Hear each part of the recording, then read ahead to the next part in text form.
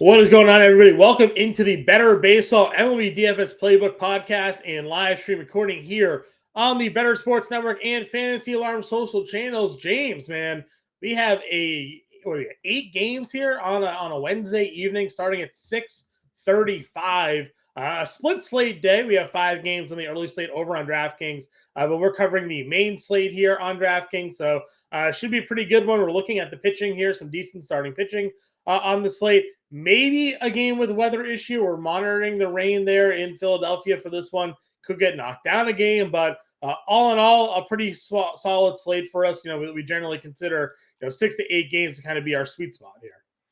Yeah, definitely a nice slate starting a little earlier than normal, the 6:35 start Eastern Standard. Slightly earlier than the normal lock, but fun slate nonetheless, John. How many games do you have? 8. So 6 of the 8 games starting at 7:40, just 2 games, 2 hours later. This is like Yeah. NBA all over again. Like 8 o'clock starts and then 10 o'clock starts for the last their late night hammer. So yeah, interesting little slate, little weather on the East Coast. Um we Yeah, it's maybe have almost a washout this weekend. And the rain is all coming up right now. So right. Yeah, some interesting pitchers priced in spots probably we're not used to seeing. Um, some pitchers returning from injury, mainly Tony Gonsolin making his debut. It's not expected to be a long one, but Tony Gonsolin not in it for a long time, just good time there, John. yep. But let's look at Vegas, right? Let's look at what we got going on over there. There aren't many massive favorites. Patrick Sandoval and the Los Angeles Angels minus 245 on the money line, taking on Oakland in Los Angeles. That is the biggest favorite on the board. The Mets and Kodai Senga minus 200 on the money line against the Washington Nationals, despite the Nationals kicking their butts on Tuesday night. So those are really the only two notable favorites. Bryce Elder and the Braves minus 150. Kind of surprising, but it's kind of what we've seen because Sandy Alcantara has been weirdly He's bad had question some good mark. starts, but he's had a run of bad starts. Yeah. So yeah, I mean the one blow up was just unbelievable. But yeah, I mean Alcantara being a plus 130 underdog is very interesting to see, but that's kind of what we have on the slate. In terms of run total, we don't really have we don't have Arizona to fall back on Yeah. here, John. That's a day game. There is only one game currently with 9 implied runs, and that is Oakland and LA. That is it. Every other game is between 8 and 8.5.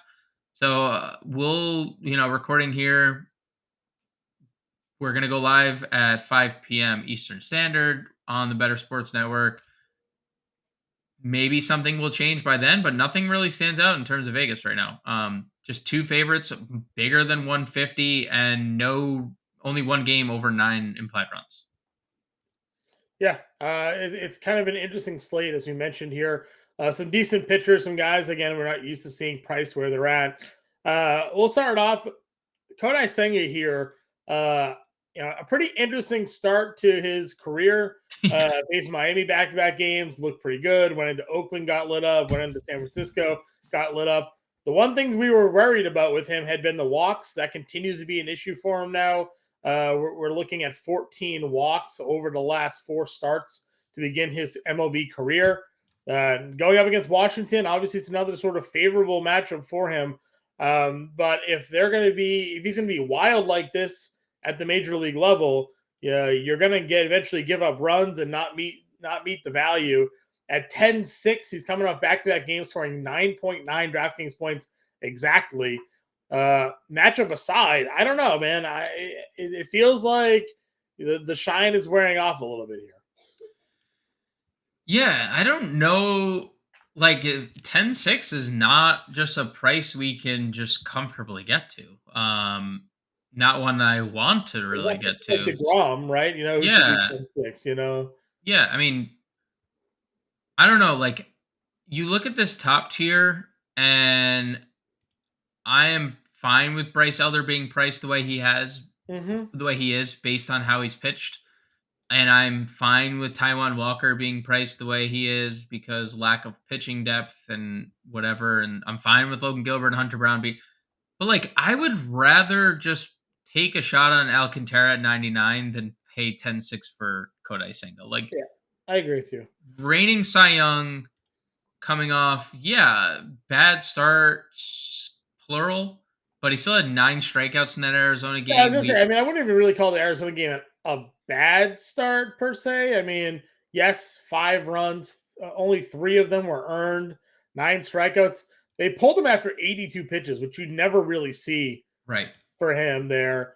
It was just that they were down 5-0. Only 6 innings, 82 pitches. Like he probably could have thrown a complete game there. He would have just gotten the loss. So again, 21 fantasy points in a losing effort. That's pretty strong for him. The Philly game was just a blow up for him. Yep. I don't love going Atlanta. I'm not saying you do either, but I agree with you. Like I'd rather take my shot on Alcantara over Senga. Bryce Elder to me is obviously going to be, I think, the top play of that range, just because we've seen these Atlanta pitchers dominate Miami so far. Charlie Morton's doing it tonight. Spencer Strider did it 2 nights ago. Bryce Elder's looked really good so far to begin, this season here for them. 3 starts where he hasn't even allowed an earned run of the 4. So to me, it feels like everyone's just going to jump on the Elder train. Yeah, I mean, as they probably should, just based on how good he's been and how bad Miami's been. And, again, like Charlie Morton and Spencer Strider are not Bryce Elder, but Bryce Elder has pitched as good Yeah. or better than both of them. So, Yeah, the strikeout ceiling probably isn't as high, but right, again, it's hard to argue 3 shutout performances out of the 4. right. So, nothing really to dislike about Elder here. I'd I'd only rank him higher than Alcantara. I don't know if I can. I Okay, still don't know if I can get there because I have more faith in a larger sample size of in Alcantara than we do of Bryce Elder, which is essentially 4 starts this year. sure. That's fair. If we go down a little bit into that next tier of guys, you mentioned Taijuan Walker's there, Logan Gilbert, Hunter Brown, your bottom 9K range here. Gilbert, had his start pulled back, it's saying, due to back spasms. Don't really love that. Yep. Those things can always pop back up while you're pitching. Probably we'll see most people shy away. Again, this is also the matchup Walker Gilbert that has the potential for rain impacting. Now, looking at the hourly forecast, it doesn't say it's going to be like thunderstorms or anything like that. It just says showers. So it could maybe cause a delay to start, maybe an in-game delay if it picks up a little bit. So something to at least be wary when it comes to Walker and Gilbert. And then Hunter Brown, faces Tampa Bay here. Hasn't really been an easy matchup for many. So while Brown has looked good and these pitchers have pitched well, it's Sandy and Elder for me, and then I look all the way down. I like Logan Gilbert if the rain doesn't play much of a factor. Like A guy that's Philly, having back problems and then it's gonna be like rainy-ish weather. I don't know. that's fair. I don't like the back problems were Sunday, right? So he's had Monday, Tuesday to recover, Right. and I don't know. I'd feel okay about it as long as we heard like pregame there was nothing else going on with it. Like if he's cleared to pitch, I feel like I'm fine with using him. Philly's offense has been decent against righties. I mean, pretty good, 804 OPS, but 25% strikeout rate is pretty appealing. So tournaments only due to the injury re-aggravation plus strikeout upside, but Philly's offense can thump. Yep, they certainly can. Um, Mid-tier range here. Desclafani gets St. Louis. Waka got roughed up in his last outing. He's got Chicago. Mackenzie Gore, who's someone that you and I talk a lot about. We like him. Tough matchup against the Mets in New York, but $7,500 for him there. Drew Smiley gets San Diego. We know what happened in his most recent start. Nearly perfect, 7 2/3. Had a weak little ground ball to the third base side. The catcher just plot him over. Loses it there with 10 Ks in that matchup. What are your thoughts on the 7K range? Um, I like Mackenzie Gore. I just think this is a very tough spot for him. Um, but like he had a very tough spot to start the year in home and against Atlanta, passed that with flying colors. Then went to Coors, passed that with flying colors. Then he traveled to LA. Mackenzie Gore's been pretty good Yeah, every start he's made. That Angel start, he just got snake bit by walks, which I think becomes a problem here against the Mets because the Mets are one of the best teams at walking in the league against lefties. They are ninth in walk rate, which obviously, Mackenzie Gore has 3 games with 4 walks. So that's a right. little concerning. I kind of like Drew Smiley here coming off the near perfecto. San Diego hasn't been impressive. No. So we'll see what the wind situation is, but it was cold on Tuesday. If it's going to be cold again in Chicago, like, yeah, I mean, I see FanDuel. FanDuel is the only sports book that I see with this line. I'm going to refresh right now. I guess more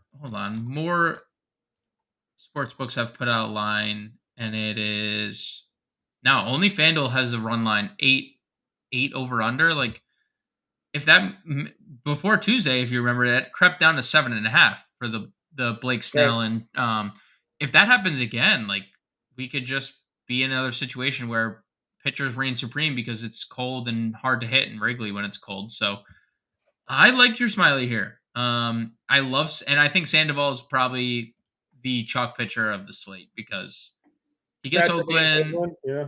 He is the big favorite.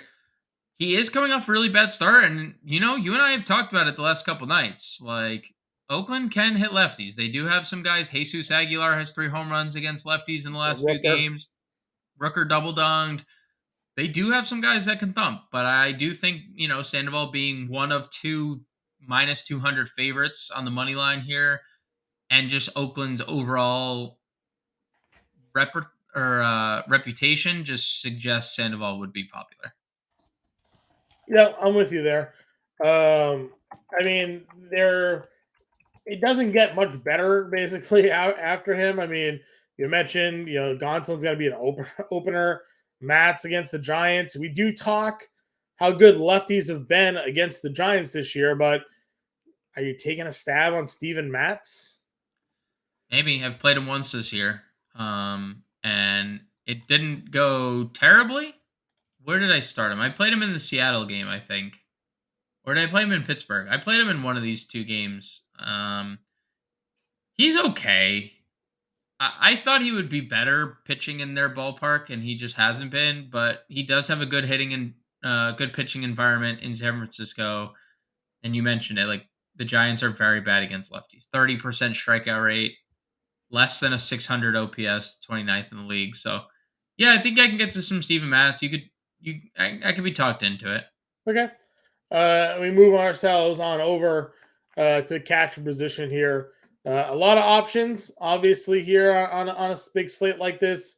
We don't generally look to spend up. If we go down into the mid tier, where are you? Who are you targeting here? I mean, we don't have our usual go tos. It feels like on this slate for some value again with the split slate. So, what's your thoughts on the catcher spot? My thoughts on the catcher spot are Again, um, our usual go-tos, Moreno and our Yan Gomes or the Contreras is, they're not, Wilson's here against Escafani, yeah. but that's like, hey, Christian Betancourt is $3,900. Yeah, I don't love Um, this tier. yeah, no, it is. It's a tough catcher position here. So I think Langoliers is fine if you're not playing Sandoval. Lefty righty spot. Langoliers has a lot of power.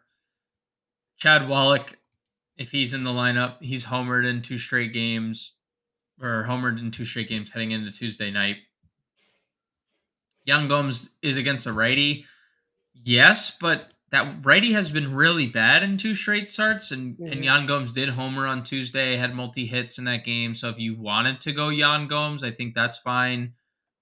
Francisco Alvarez gets the lefty. Let's see if he's in the lineup. How about Kybert Ruiz? Homered on Tuesday.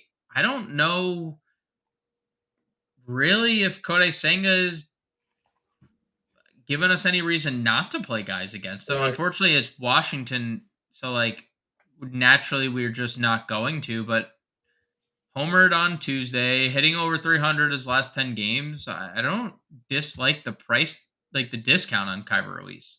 Yeah. No, I agree with you. Um, and it's a punt spot. So like if it doesn't And it's a work fun out, spot. Yep. it doesn't really work out there. All right, let's go to first base where there's at least some exciting players to discuss here. Lefties, well, just to Go touch for it. on, just Yeah.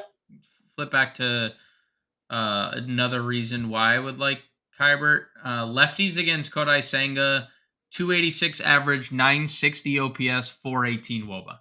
Okay. So righties hitting 178 against them, lefties hitting 286. There's a 300 percentage point difference in OPS and 250 point difference in WOBA from righty to lefty. So Okay. What's Kybert's strong side? Kybert is hitting 292 from the left side this year. Okay. So that all works out for him then. First base position here.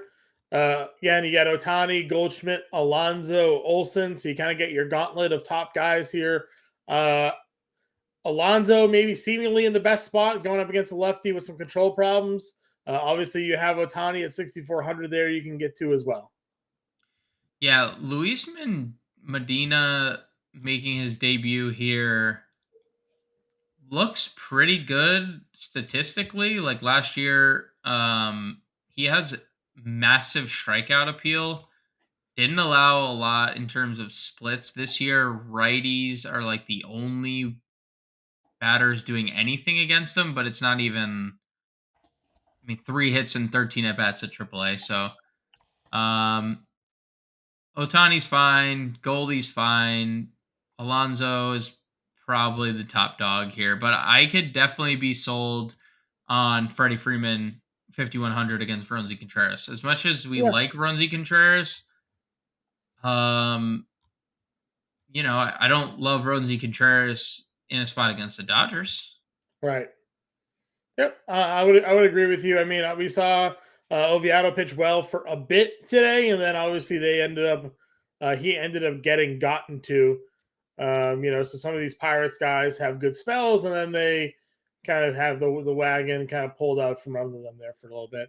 Other guys here in the mid tier, I mean, Nelson Cruz does get a lefty. I know Smiley's pitched really well. Um, Again, like it gets kind of gross quick. Jose Abreu had an RBI today. He's $3,500. Wilmer Flores gets a lefty, and Matt's at 33. But we've talked about lefties against them.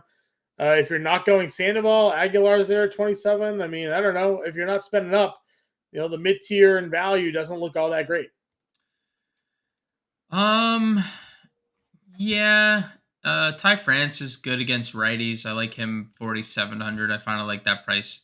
I don't dislike Connor Joe and what he's been doing at the plate, going up against Gonsolin, making his debut. Sure. Um, But for how long, right? Then they go bullpen game. and then So they go bullpen. I think he's expected to throw 4 innings from what I read on Tuesday.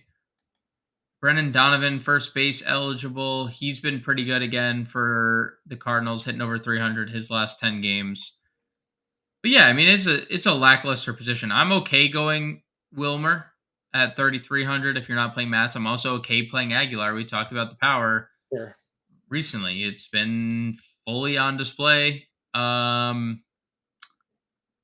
That's probably Yeah, that's where I'm at. Second base position here. Mookie Betts is your second base outfielder at 52. Brendan Lau, 5K. Our guy Estrada at $4,900. Albies, 45. Nolan Gorman at 44. Nico Horner with a big price drop, 51 to 42. Feels like we're going to be maybe keying in on that play, given the state of the second base so far. Yeah, second base goat Mookie Betts. Definitely welcome back there, Mookie. Right. Welcome back to second, even though you played a couple games at short. Yeah, I like Mookie. Brandon Lau is fine. I think he's slowed down after that torrid start. That was shot of righty lefty matchups. Probably leads off here. That's nice. Um, I like Discofani. So like, if you want to play Gorman in a tournament, I think that's fine. But yeah, I think all roads lead to Nico Horner, righty on the mound. So that means stolen Stolen base bases, yeah. appeal. He's flashed a little power. Not that I like think that can be something we rely upon at all, but at least we know it could be there. All right. If we it's not the most shocking thing in the world. And yeah, the price 4,200. I'm not totally sure because Michael Waka has been very very bad. Yep. Yep. I agree with you. Bryson Stott against Gilbert. You like Gilbert, and Horner's $100 more, so probably more leaning in that direction. Dubon's a guy that we talk about like every slate gets a hit. Just gets a hit. $3,400, gonna get a hit, gonna score a run most likely. Pay off that price tag. I certainly don't hate that. Don't mind Colton Wong at 33. Aledmys He's been Diaz so bad. is always hit lefties pretty well. I know we like Sandoval here, but could be a spot for him. John Birdie gets second base and shortstop eligibility. He's $2,900. Not a bad spot for him there either. Yep. Birdie's fine because he gets on and he can steal you a base and you get 10 fantasy points if he scores a run, right? It's like Yep. instant just double digit fantasy points. I don't hate Luis Garcia. Lefties against Kodai Senga seem to be the recipe for success. I mentioned Jonathan Diaz probably hits second here for Oakland with a lefty on the mound. And that's probably it. But there's some actually decent punts down here at second base. I don't, not the worst position we've Sure. had. Third base, as we talk about it, generally our spend up spot. Muncie's out with the paternity leave. Nolan Arenado, Austin Riley, Manny Machado, Alex Bregman lead the way here. I don't love them at all. Like, I like the matchup from a righty lefty sense for Machado Sure. probably the most. Who's relieving? Josh Fleming is pitching in long relief, right? Yeah. That's I want to look up Fleming stats because he's been he's been very mediocre. Let's see. Righties are torching Fleming this year. Very small sample, but let's look at last year. Oh, righties torched Fleming last year too. I'm gonna say Bregman is my favorite third baseman at this tier. Okay. I don't mind it. Certainly can get behind that there. And if that's the case with Fleming, then it kind of opens the door for some of these other guys here as well for Houston's lineup that hits them decently. We talked about Walker's struggles. Wisdom has the power in that spot for sure. JD Davis historically has hit lefties well. Righties better this year at $4,100. Anybody else for you? Any value guys down here stick out?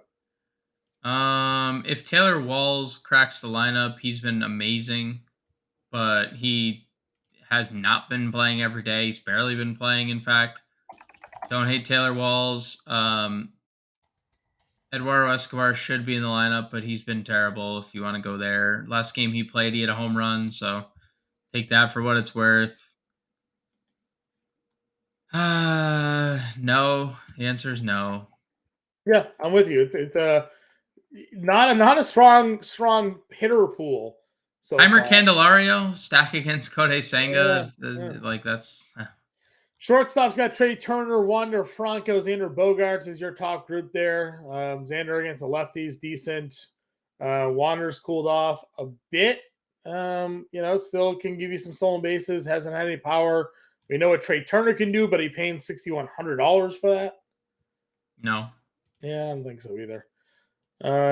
Mid tier is not great. I mean, geesh. Lindor. I guess it's Lindor, right? Lindor versus Gore, probably the spot we're going to look at here. Yeah, Lindor's good track record against lefties. Jeremy Pena's, I think, really appealing, and he's just been stealing a lot of bases lately. 5 stolen bases over his last 10 games. He had 3 in a game, 2 home runs over his last 5. So I think Lindor for me. We obviously talked about Thairo Estrada. You could play him here. But I think Jeremy Pena stands out to me as like the next guy I would get to. Yeah.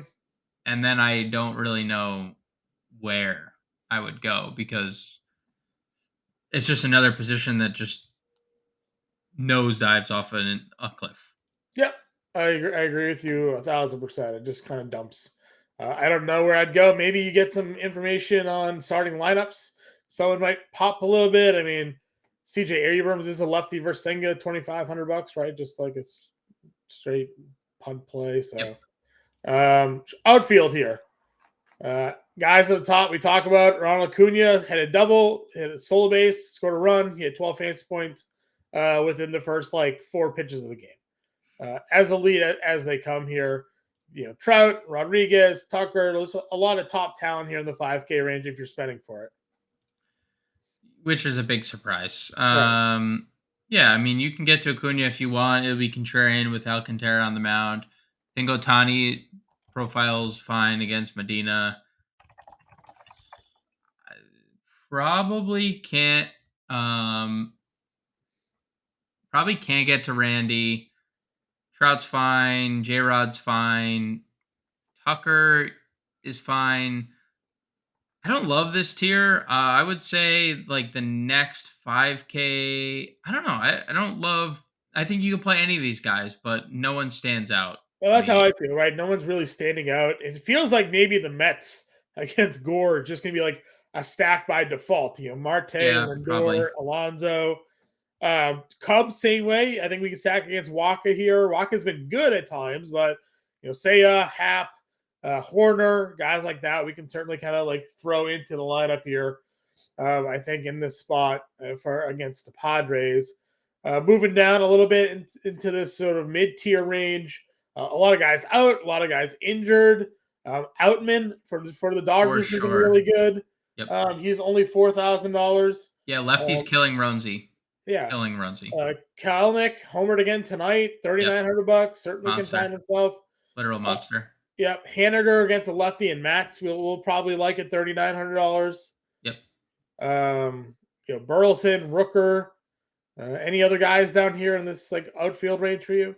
Tommy Pham's in the lineup against Mackenzie Gore. I think that's fine. Sawinski against a righty, probably. Lewinsky, yep. Can't go the Braves value. Corey Julks is someone I would have interest in. He stole a base on Tuesday. He's been really good for the Astros if he cracks the lineup. Power speed combination from Julks, and he'll continue to play. And Fleming stunk. I actually really like the Astros here. Yeah. Jake Myers, someone we like Yeah, playing against lefties as well. sure. So that's the outfield. Let's get into a lineup build here, James. We like Elder 94, we think, right? I mean, I told you I like Alcantara better, but Okay. if you want to play Elder, that's fine. I feel like Elder just for the savings is better. Do we have a value, Sandoval? It was Sandoval, Smiley, or Mats. Yeah, I think Sandoval versus Oakland will just get us the best opportunity for money. Catcher here, Kybert, you liked. Kybert, yep. First base, 4,400 to play, by the way. Freeman, Alonso, probably for us. Let's see if we can do a Met stack, like we mentioned. Alonso, Lindor. So 41-40 a play. We liked Horner at second base at 42. Third base, who's Regman you liked? Bregman. 4K outfielders, 3 outfielders. Play Julks from Houston as our value. 4,600 for 2 outfielders. Do you want to do Marte? Starling Marte, yep. And then a $4,200 outfielder here. Outman. Yep. There it is. That's the lineup, everybody. We got 8 games here on the main slate. We'll be in the Discord for the early slate as well. Good luck to everybody there. We will catch you all later.